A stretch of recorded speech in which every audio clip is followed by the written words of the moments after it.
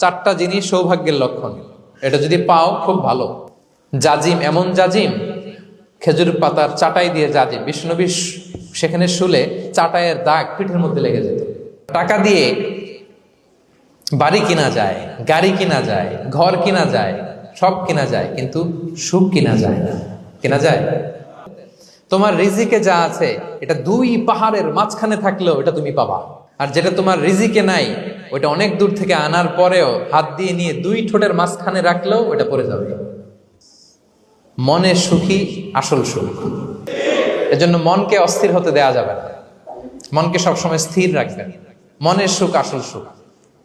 মনের সাথে কথা বলুন, মনকে জিজ্ঞেস করুন মন কিসে খুশি হয়, কিসে হয় না, কিসে শান্তি পায়, কিসে পায় না।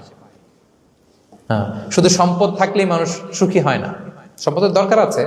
অনেকে দেখবেন অনেক সম্পদের মালিক, অনেক টাকা পয়সা, কিন্তু খেয়ে হজম করতে পারে না। এরকম আছে না? নাই?